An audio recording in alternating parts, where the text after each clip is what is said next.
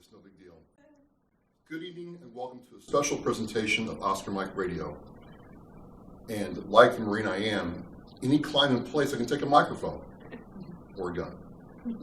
I'm at the town of Foxborough at Boyden Library, and I'm so pleased that the director, Elizabeth O'Neill, asked me to teach this podcast course. And what you're about to see are four of my students who, have really reached inside themselves to discover a different kind of storytelling in the art of connecting with people. And they're going to do that with a dear friend of mine, an amazing female veteran and veteran advocate, Michelle Hamilton, who is the Veteran Service Officer for the town of Foxborough. And like I said, a dear, dear friend of mine, a mentor, and somebody who has lifted me up when I have been down, literally. I want you to watch this next hour or so and realize that these are new podcasters. They haven't done this before, but they've leaned into the experience and immersed themselves in the true art of storytelling. Like I told them, hey, we're still talking about some scribbles on a cave wall that's probably 10, 20,000 years old. So hopefully what they do tonight can echo even further. I want to thank you. We're going to get started, and as I say, we're mission flight. Hi. Hi, Nancy. Hi, I'm Nancy. Nice we're here at the Boyden Library in Foxborough. Thank you so much for coming. Of course. And joining our class. We're very appreciative that you are doing this with us. Thank you. I'm just going to ask you a couple questions, and just feel free to say ask me whatever you anything. want. Great. My first question is basically just, tell us about Michelle Hamilton. Who is Michelle Hamilton? That's a lot, man. How long you got? Mom, grandma, veteran, veterans agent for the town, belly dancer, archery shooter. Travis and I shoot archery together. It's a lot of things, right? In my life, I've done a lot of different jobs too. So I owned my own business in acupuncture and Chinese medicine for about 20 years. So, yep, got my bachelor's degree because of the United States military. Got my master's degree too. So, a lot. That's a lot. Well, I just had one other question for you. When you're in high school and you have your whole life ahead of you, what made you think military? I come from a military family. My father fought in the French Resistance in France, came to the United States and became an American when I was about 6 years old. So that kind of entered into it. But the biggest part was I was the oldest of four, and nobody had money for college. And I wanted to go to college, and joining the military was the way to do that. So I was 17 when I graduated from high school, signed on the dotted line, and off I went. And they let you do that? You could get in at 17? My parents had to sign too, but I graduated high school. I was good to go. Wow. Good for you. That's terrific. And thank you for your service. Thank you so much. Excellent. I appreciate it. Anything else? That's it. Okay. That's all I have. All right, no problem. You guys can ask me anything. I don't care. And Travis will tell you I am honest. So whatever you want to know. Now you say it. Anything you want. You got something else? Come on, let's go. Ask. That's all I got. Well, there's other questions coming. Okay. I basically just wanted to find out about high school. Like, what makes a young person woman decide? Yeah, well, decide? I didn't think of myself as a female. I just thought of myself as a person who could serve in the military. Never really think of myself as a female veteran. I just think of myself as a veteran. So I don't separate from the guys. So you didn't think I'm of just yourself. one of them. You didn't think of yourself as a woman in a man's world. Nope, never. Wow. What 1970? Imagine that. Exactly. Yep. That's what I'm thinking. Yep. That's. I went in the military at the end of Vietnam in the 70s. I hate to ask, but did you have any issues being in a man's world? I mean, I guess. Did you meet a lot of women along the way? I met some great females. Yeah.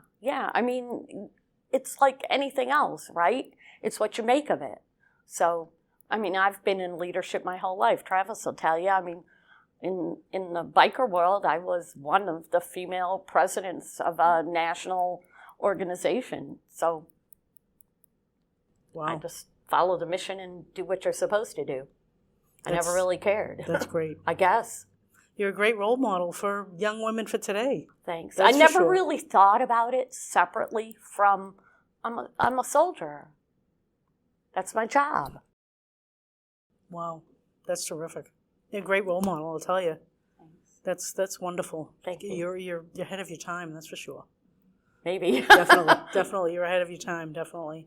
Well, again, thank you for your service. Thank you. I'm sure it's really different for you guys to meet a person like me and talk to a person like me. For me, Who it's wants to just monitor? another day. Gabby? I mean, I've always been in this skin, so I don't think about it. How about Rebecca? I'm just going to get close to you for a second, please. Is it okay? Yeah. I'm so grateful that you guys got to do this.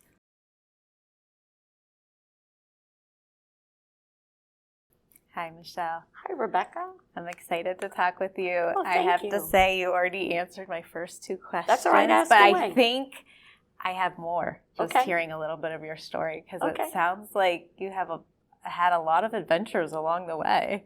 Yeah, I guess so. I never really added it all up to anything, but yeah. I was curious what it was like when you transitioned out of the military. I think maybe tell us how many years you served. And So I served my full tour, which back then was 3 years, right? years. Okay.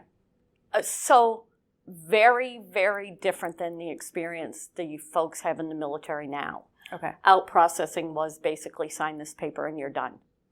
So you're done. Okay. Now they have a whole process that they go through where, they are reintroduced to civilian life. Yeah. For me, the expectation was move on to the next thing, find a job, take care of your family, do whatever it is you're going to do. And I wanted to go to school. So that was Okay. kind of where I went. Yeah, you mentioned that. Yep. Yeah. Yeah, you really wanted to go to college. Yep. And what were you wanting to do with college? At first, I was going to be a lawyer. Okay. And so I studied political science. Uh-huh. I went to the University of Iowa because I lived in the Midwest at the Okay. time. And then we moved to Massachusetts and I went to UMass Boston. Okay. I got a degree in political science and public policy management. It was good. UMass Boston was a school that had more Harvard professors than Harvard at the time. So it was, it was in the 80s and the school wasn't as built up as it is now. But yeah, so while I was there, I was going to go to the Kennedy School of Government at Harvard, and I went and I got a volunteer position as a CASA, a court-appointed special assistant, Okay. which is a person who is a representative with the young person to speak to the judge. Okay. And I did that, and I found out a lot about the law, and I found out it wasn't for me. Okay. Yeah. So I'm Which is grateful great. that I Yes, had that that you did opportunity. that. Yep. So, after that, I went into the private sector, Okay. worked for a lot of years. And Yeah. And then fast forward a few years, and then you started your own business. so a few years, then I decided I was sick of the corporate world. I had a really good job. I was a director of account preservation for Cell One Singular. Okay. And I wanted to do herbal medicine. I always Like was for a while? interested in. Okay. Oh yeah, for Okay. a long while. And there was only one way to practice herbal medicine in the United States, and that was to get a degree in acupuncture and Chinese medicine, which meant you would be have a medical license in acupuncture and herbal medicine.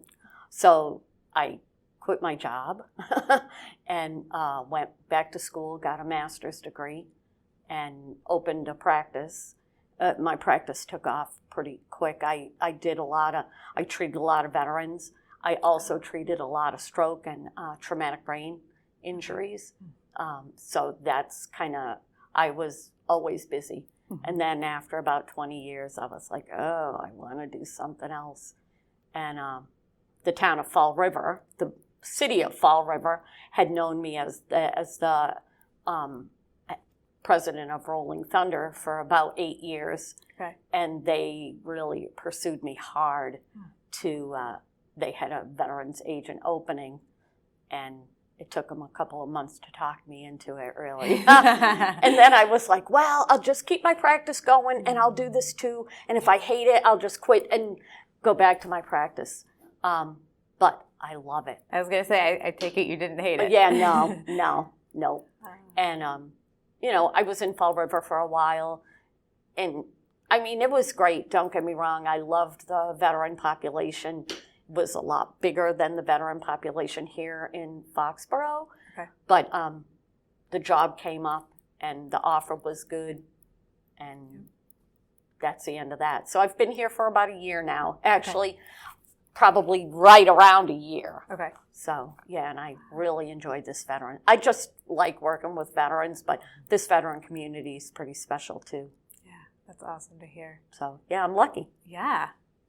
Well, I wanted to have you kind of just reflect back too a little bit on how, I guess, even from those initial 3 years in the military, like how would you say that sort of changed the trajectory of your life in terms of like how did it shape you, make you grow? Like I hear that you're just, I mean, you sound so determined and just sort of like the sky's the limits. Like I want to do something. I'm going to go try it out. I'm not like afraid to fail. Just go for it. So Wow. do you feel like that came from being part of the military, or just let me know? I mean, maybe my upbringing, maybe the military too. I mean, being in the military gives you great leadership skills. Okay. Yep. Obviously, a lot of us are leaders.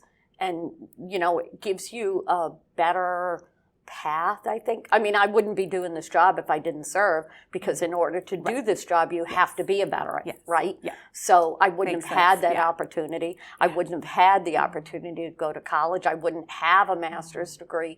So there's a lot of things that were contingent Sure. based upon that. So Yeah. it was a good decision, at least. Yeah, it sounds like it.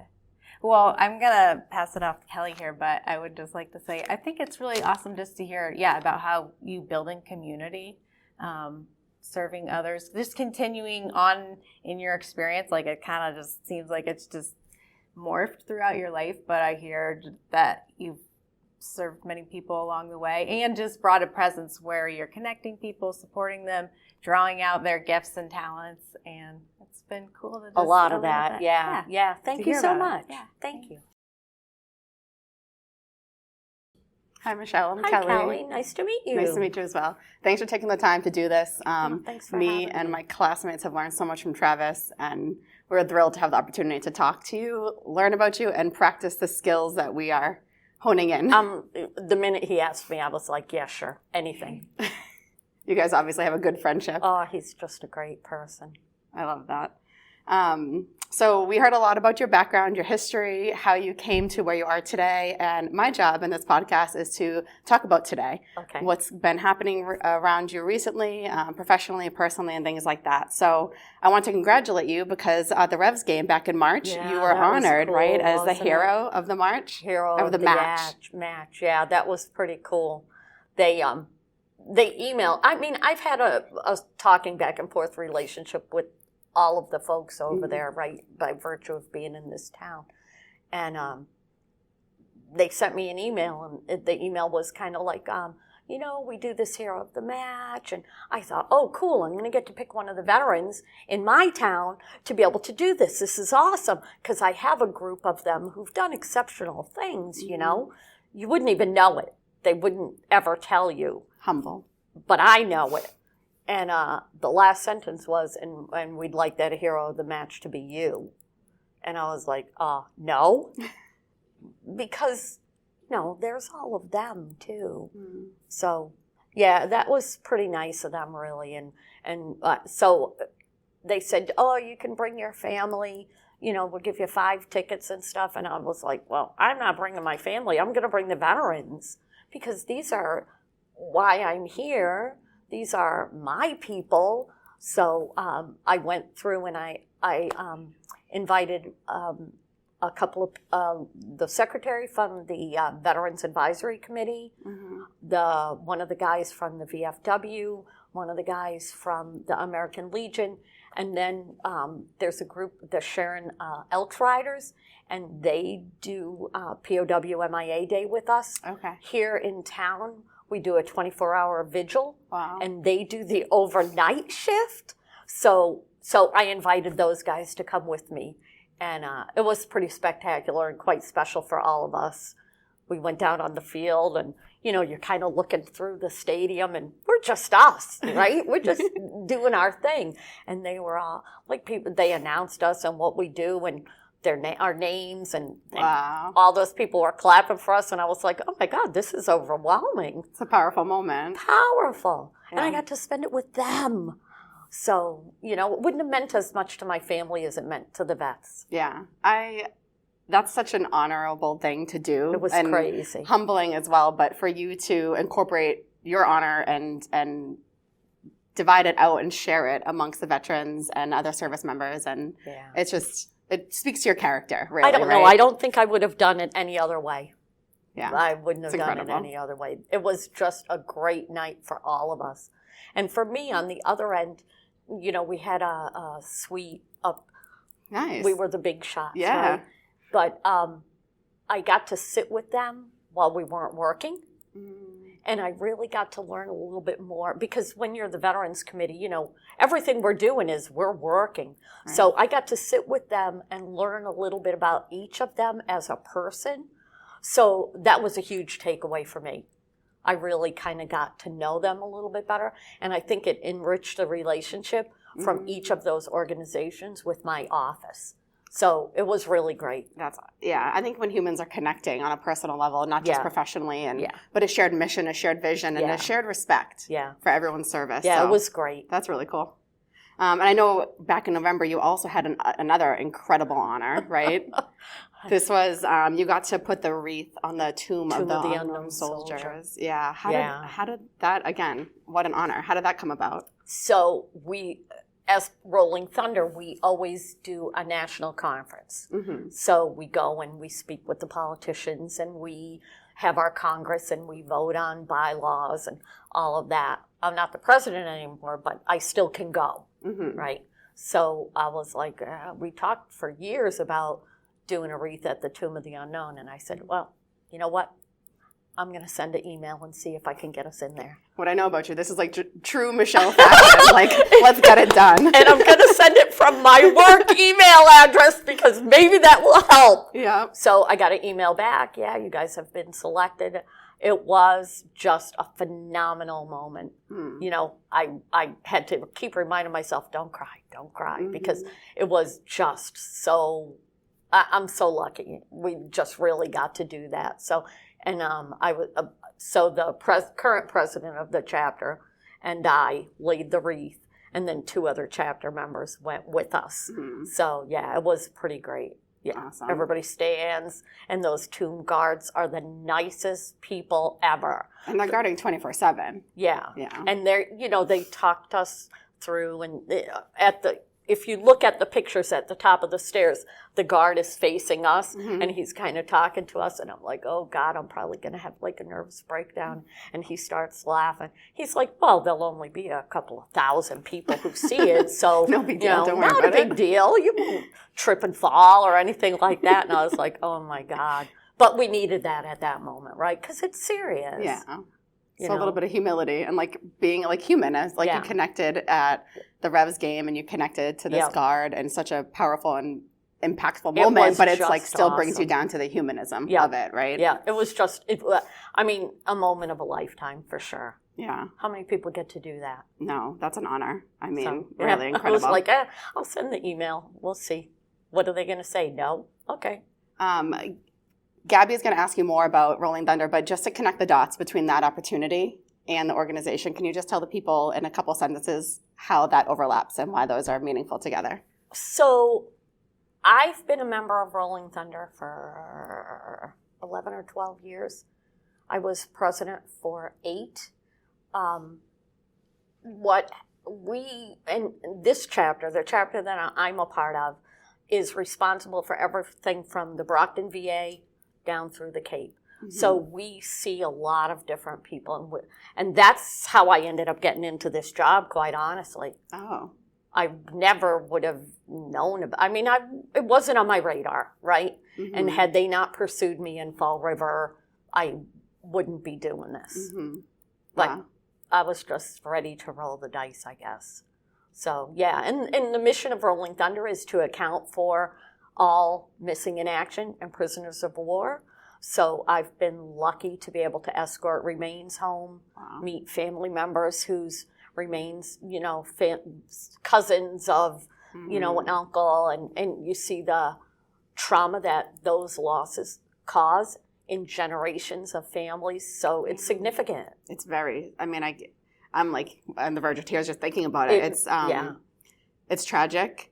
It's a sacrifice that, I mean, I'm grateful for everyone who has served. Like, we have this beautiful country and land that we can have and have freedoms and choices and autonomy because of people like you and them, and those have been lost. So, just powerful. And when you meet those, Joseph Travers just was returned to Taunton a couple of months ago, and we were there to welcome him and his family and stuff. And I got interviewed by the newspaper, right? And it was shocking to me because the guy actually said to me, and I thought, oh, I'm not going to swear, Trav. I thought, this frickin' guy can't be asking me this question. He asked me the question of, how do you feel about our government spending tax money trying to find remains? And I really just wanted to slap him. Yeah. But I was like, well, listen, if you meet those families, if you ever sat with anybody who's a child whose father remains were returned, which I have, you wouldn't even ask me that question. And again, I just humanism. Shut him down, right? It was crazy because I wanted to tell him a lot worse than that. Yeah. Yes. I mean, who asks a question like that? Like, this person went and defended our country, and they didn't come home. And you have a brother who has survivor's guilt because they both served at the same time, and a sister who never met her brother, and they're standing before you with the grandchildren talking about their uncle, and you see all of that, and you can ask a question like that. Get out of here. The insensitivity is... But that's how people think. That is how some people think. Out of sight, out of mind. You know? Yeah. 83,000 people are still missing. 83,000? It might be 82 and some odd left. Wow. Yeah, 83,000. That's a lot of people. That's a lot of families. That's a mom and a dad and a brother and a sister, like an aunt and an uncle and grandparents. So... odds are you all know somebody. Odds are you do. That's a tragic stat that I did not know. So the mission, right? It's about the mission. So no man, no woman, no individual left behind.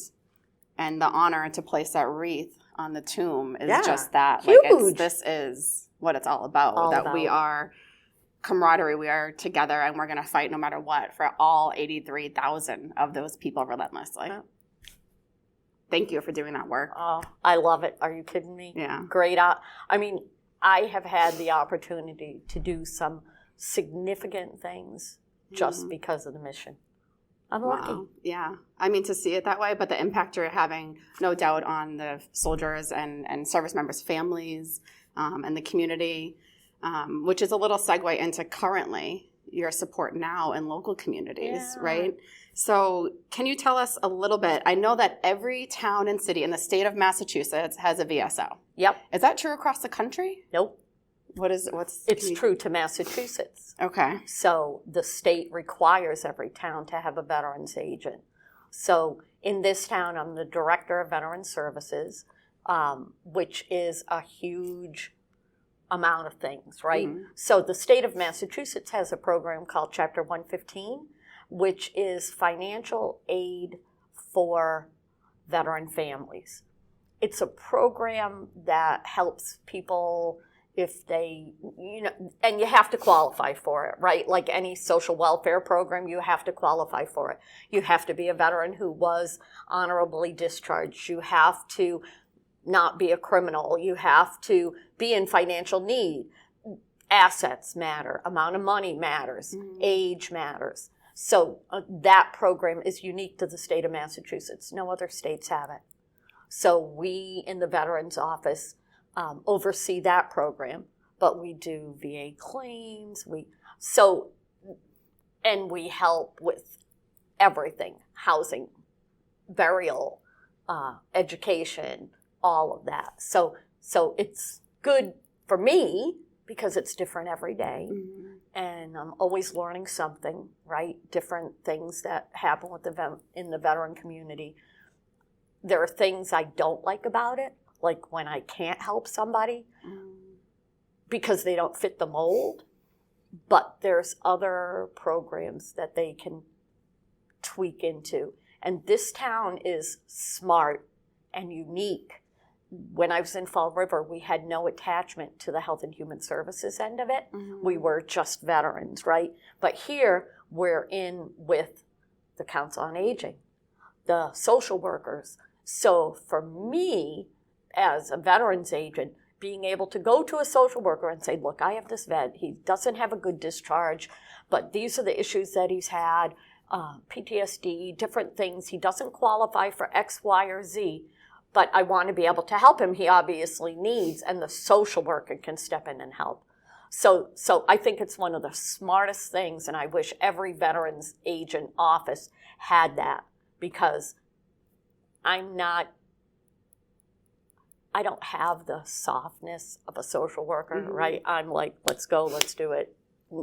I can't help you, sorry. So I'm not like that as a person. I'm difficult from time to time. No. I own it. So having those resources benefits the veteran community in an unbelievable way. So how can other towns, other cities start to incorporate this into their mission, into their offerings? I think it just has to come from within, right? The veterans agent might just need to create a relationship with, Health and Human Services folks. I just got lucky because when I came here, it was already there. And in Fall River, it was, 4,000, almost 5,000 veterans you're serving. Yeah. There wasn't any time for that. There wasn't any in-between time, where this is a smaller town, and I can do those things. Yeah. That feels good, I'm sure. Yeah, because you don't want somebody to leave not being able to get help. Like, that is a lousy feeling. Yeah. It feels incomplete for someone who deserves it, needs it, and should. Oh, sorry, I can't help you. You don't fit the criteria. Yeah, that's lousy. Yeah. So having other resources available has been a huge plus for me. I mean, you can well imagine the things that we hear from these veterans. It can really... They actually offer us counseling and stuff because you can get PTSD off of somebody else's PTSD. And if you hear that all day long, it's a lot. Yes. If you can't encapsulate those things, it's a lot. So a lot of veterans agents end up having mental health issues because it's not an easy job. Yeah. I work in the mental health field. So you know exactly what I'm talking about.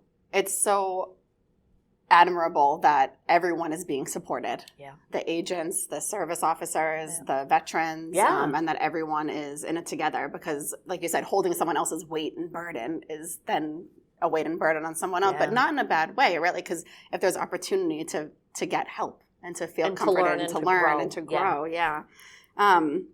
So I think I want to wrap it up so that we have time. But what are, in your opinion, the greatest needs of veterans today? And I guess specifically within the Foxborough community, what is the greatest needs and the greatest barriers that you're facing? Okay, so the greatest need, I think, is community. And that's been my number one mission since I've been here, is to build community within the veterans. That's why we're going to have a veterans lounge. That's why we have game nights. That's why we have movie nights and bring in pizza and stuff like that. So those are the kinds of things that I'm bringing to the department to be able to open that up. We are our own biggest barrier. Not wanting to receive help or ask for help, you think? We won't ask. For the most part, we won't ask. Is that We like a don't. veterans thing across the board that they tend to be more stubborn in a way that... And we'll leave that on the table for somebody else because they need it more than me. Selfless. I mean, an lot. act of service, right? Like you and all the other veterans they have served. Yeah. And they still have that mentality after they're no longer actively serving that they are still not in need and that others should take that. If it comes to benefits and stuff like that, I have 80-year-old veterans who are like, oh, I don't really need it. Leave it for somebody else. And I'm like, no, you do. Because when you're not on this planet, guess what? Your wife needs it. Taking care of Like, everybody come else on. and not taking care of themselves. So we are not good like that. And I think the biggest challenge we all face in all of the veteran communities, including the volunteer organizations, is how do we get the younger veterans through the door? And I think a lot of people forget we were those younger veterans too, right? We were busy taking kids to soccer, going to baseball, music lessons, and working, and finally getting home and making dinner. And we had no time for our own community. So how do we make that available to younger veterans within a space that they can utilize? So that's the biggest challenge. Events and things, maybe. I'm doing family stuff here. We're going to have quarterly veterans breakfast, family breakfast, as soon as I can get sponsors. Okay, so that leads into my last question. How can the community help? Actually, I have two more questions. Number one is, how can the community help? What can the people of Foxborough do to support the Veteran Service Office here in Foxborough and the veterans in the town? What can we do? I think coming out to help, right? We can always we're going to have Memorial Day on the Common, everybody. Just being there means a lot to the veterans and those families. And that's a day for our Gold Star families, right? So if you don't know, a Gold Star family is a family who's lost somebody in the military service, right? And some of it is people who come back with the wounds of war and even afterwards passed because of, something horrific, right? So how can you help veterans? By showing support, showing up, being around. What do you need? Especially a lot of the older veterans and there's a lot of them here in town. There's always, we could use people to help serve. Popcorn when we have a movie night. We can use people to, just come up and help put flags out in the cemeteries on Friday. There's always that. So if you want to connect with veterans, get on the email list at the Veterans Office, and we'll hook you up with all the things we have going on. Awesome. And the last question is for information for the veterans that are watching. I saw that on the website there's a crisis line. I think it's 988 and dial 1. Yep. Is there any other immediate information you want to share with the veterans as far as how to find their local VSO office or how to find if there is one in their town or state? Like, do you have any advice for the veterans on how to see that support? The Executive Office of Veteran Services, which is the overseer of all of us in the state of Massachusetts, has a list of all the towns and each veteran service officer. I mean, if people call me from other towns and I'm like, well, did you talk to your own veterans agent? Oh, I don't know. Didn't know I had one. Okay, Google, and I'm going to pull it up and I'm going to give them that phone number. I'm not going to let them leave without having that phone number, even if I have to look it up, whatever, right? Yeah. So, within the state of Massachusetts, if you just Google Foxborough Veterans Agent, it's going to come up. So every town has that. And if anybody in the veteran community who needs services, you have an agent in your town who is well qualified to do claims, help with Chapter 115. Listen, I've given out grocery shopping gift cards because somebody didn't have enough money to go grocery shopping. So we have those things. People donate gift cards to the office. We get gift cards for Dunkin' Donuts, and we have some vets who walk a lot, and so any small act of kindness is going to be reflected within the veteran community, and most, if not all, the vets pay it forward. So it's really great. I can tell that by your personality and through your action as well. So thank you for your time. I'm going to pleasure. pass it on to the next person. All right. Myself any different than just a veteran? I never have. No. think it's what I'm getting the most out of tonight is, even I'm learning a different facet of who you are and what you do. Scary, ain't it? No, it's all good. Thank you for joining us, and I'm going to do the same thing. It's an honor meeting you. We've heard so much about you from Travis, and also I've heard so much about you from members in Foxborough. Oh, really? Yeah, so it's a good community. It really is. Yeah. Especially when you get involved, whether it be through, all over town. I guess I'm in charge of closing out our podcast today. And I'm actually going to start off by asking you, how has this experience been for you?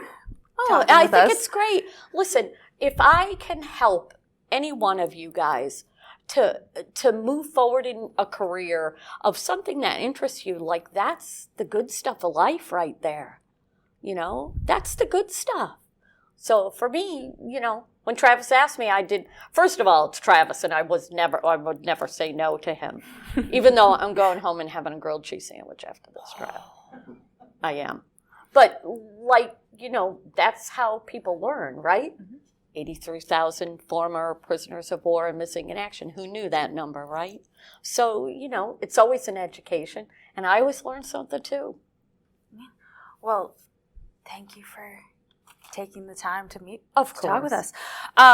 So sort of piggybacking off of what Kelly was talking about briefly towards the end, and you touched upon this a little bit, we see you have there's some upcoming events happening between town and then also Rolling Thunder. So something I've seen around town and also you touched upon was on the 23rd, flags are being placed. Friday? Uh-huh. Yep. So Friday, they're going to be placing flags at St. Mary's and at Rock Hill. Rock Hill Cemetery is the bigger cemetery, and they'll be placing flags starting at 5 o'clock. And Ed Butler is our lead person for that location. At St. Mary's, it is Warren Wright from the VFW, and they'll be starting at 6 o'clock. So if anybody wants to help, we're good to go. We need all the help that we can get. Is there... Are you guys inviting people to show up and help, or are you looking for people to reach out ahead of time? If they want to reach out, they can. If they want to show up, they can. We'll never turn somebody away who wants to come and help. So I like to invite everybody.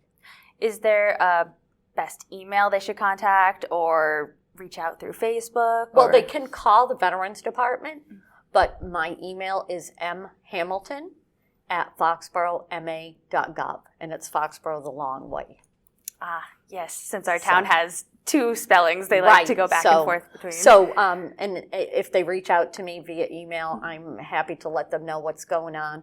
We do have an email list, so if anybody wants to join our email list, because we didn't have one, the town didn't have one for the Veterans Department, but we do now. So, yeah, anybody who wants to find out what's going on, just reach out to us and we'll add you to the list. Awesome. And then we also see on the list on the Sunday the 25th, you have the Memorial Day Ride for Freedom with Rolling Thunder. Yeah. Okay. So in the past, Rolling Thunder would have a big ride in Washington, D.C. And we would all go and we would 1 million bikes ride. We did it for 30 plus years. What ended up happening was it cost us a ton of money to do that as an organization, hundreds of thousands of dollars a year to pay for porta potties and security that we already paid for as taxpayers. So the decision was made at a national level that we would do regional rides. And when I was the president here, and we have that Vietnam Veterans Memorial Wall in Fall River, which was an 80% replica of the Vietnam Wall in Washington, D.C. So the decision was made that the regional ride would be here. So all 9 Rolling Thunder chapters from Maine, Vermont, Rhode Island, Massachusetts, and New Hampshire get together, and the ride leaves. So, and it was during COVID, of course, because everything has to be a challenge. So the decision was made, and then COVID hit. So Plain Ridge Park Casino was kind enough to host us that first year. And when it was only going to be 50 bikes because everybody had to be 6 feet apart and, there was all those COVID rules. And then 2 days before or the day before, the ban was pulled.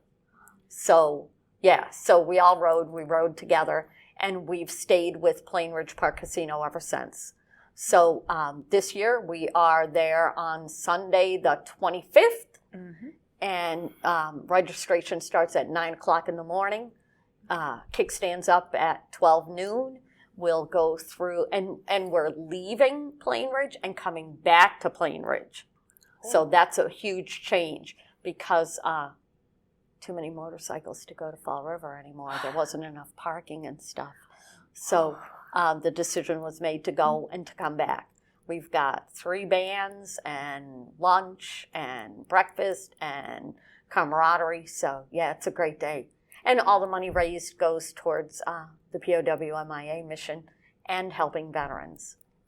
Sounds like a great day. So just so I and the viewers understand, so you start at Plain Ridge and then you go down to the Memorial and Fall River? Nope, we're not going to go to Fall River. We're going to go through Plainville and Rehoboth and Berkeley and come back around through Seekonk and circle back around through the Attleboroughs back to the casino. Nice. Well, it sounds like hopefully the weather is beautiful that day. It doesn't matter. Listen, doesn't matter. The first time we did it, it poured. And my husband and I were the last 2 people to come home from Fall River. He pulled his boots off and poured the water out. So it doesn't matter. Rain or shine? Rain or shine. They didn't get to choose rain or shine, did they? So, Very true. We do it. And then to tie off your events, we have the Memorial Day Parade here in Foxborough. Yeah. And actually a question we as classmates had was, will you yourself be in the parade? Yes, I am in the parade. We're the end of the parade. Everybody else goes first. The workers are the end of the parade, the town workers. So you'll see me at the very end. I'll be on the podium up in on the common. I'll kind of master of ceremonies for the show, and I talk a little bit about Memorial Day, what it means, and stuff like that. And then when that part's over, we will leave there. Anybody who wants to come to the community center, we're going to have snacks and socialize a little bit, and then everybody goes home. Yeah. It's a great opportunity to see the new space in town. It's a great, come to Heroes Hall. It's amazing. It's amazing. So all the banners that were around town are now hanging in Heroes Hall. It's spectacular. Will the banners be hanging up there permanently in the Those banners will stay. And you said I got a lot of stuff going on. Right around June 15th, we'll start the next round of banners. Very nice. And the Patriots Foundation has sponsored that full batch. Oh, that's amazing. Yep. And it seems like with the banners, people in town were very positive about it. Were they excited to see this initiative? Listen, the day those banners went up, we invited the families, and people were like, I want my banner here. And we were like, nope, random, pulling them out. And they followed us from pole to pole, waiting for their family members. It was really, really great. It was touching to watch them and spend that time with them. Oh, yeah, it was really great. So next batch, come mid-June. Oh, I'll have to keep an eye out. They'll go up before Veterans Day, and then same thing. They'll come down right at around Memorial Day. They'll get hung in Heroes Hall. Will they just be added with the other banners that are currently hanging there? And if families want their banners, they can have them. So everybody this time elected to have their banner hang in Heroes Hall. At some point in time, they might change their mind. If that's the case, you can have your banner. Nice. But it's pretty cool to have it hang there. That was hearing about the initiative and then seeing it happen in town. Yeah. It's pretty great. It was a lot of work. It's only 2 people in that office, me and Lauren, Yeah, it sounds like a lot of work. But it was great. And we've got We're doing a trip to the Vietnam Wall in Fall River. I think it's Wednesday, June 25th. We're going to go have lunch with the Veterans Kitchen and then go to the wall. There's a Iwo Jima Memorial there. The Gold Star Family Memorial's there. So we're taking the bus and we're going to take the veterans down there. We've got another trip in October planned.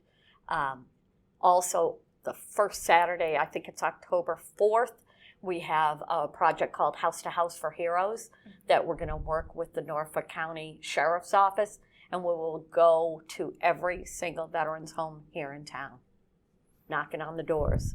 So we'll have volunteers for that. Oh, so amazing. About 1,000 veterans. Oh, wow. So, yep. Yeah, we got a little bit going on. Just a little bit. I'm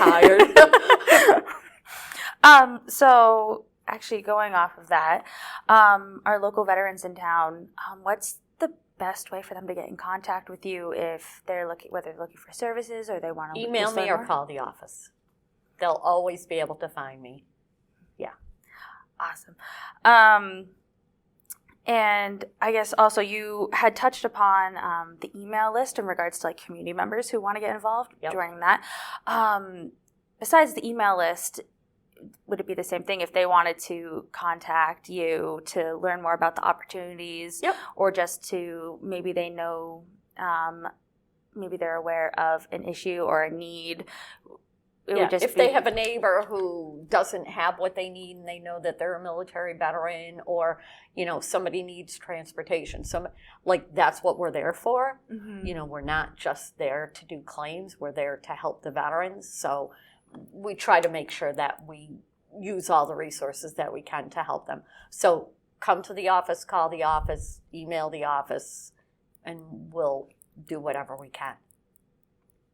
Awesome. And I'm sort of backtracking a little bit too. And good. You and Kelly were talking about Rolling Thunder. Yeah. Where can individuals go if they want to learn more about Rolling Thunder or if they want to hear more about your story? Is it website or? So the national website has the information of how to get a hold of our chapter president, but we actually meet here in Foxborough. So our meetings are the last Sunday of the month at the community center at 11 o'clock. They're open to the public if anybody wants to come and check it out. Mm-hmm. There's a lot of misconceptions about Rolling Thunder. Everybody thinks you have to ride a motorcycle. No, you don't need to ride. A lot of us do, but a lot of us don't. You also don't need to be a veteran to join Rolling Thunder. So we have junior members, we have young people as part of our organization. So you don't need to be a veteran and you don't need to ride a motorcycle. You just need to care about the POW/MIA issue and want to help veterans. That's it. Awesome. And I guess the last question I have for you is, since becoming more involved with the veterans from this position of like being a director, what's been the most rewarding aspect of your job? Every day. Every day. Like I have a good job, right? I get to work with people and help people every day. So every day. There's no one piece that I'm like, oh, yay, me. No. Nope. The little old man that was 80-something years old that I helped to just today to get his information from the National Archives because he can't do everything on the computer and he didn't want to do ID me because that's hard to do. So, yeah. He walked out. It was like, thank you so much. Yeah. So everything from the from the individuals to the community aspect to there's no one thing. It's the whole ball of wax. Well, I guess those are all the questions I have for you. And I guess, again, I just want to thank you on behalf of the Boyden Library and then also on behalf of the class for taking the time to sit down with us to share your journey and your story. And thank you for your service. And thank you for all that you do for veterans, I guess, within the state and regionally with Rolling Thunder, as well as here in the town and the community. Thank you for everything you've done. My pleasure. And I guess with that said, this is Travis's first podcasting workshop class signing off. Oscar Mike Radio.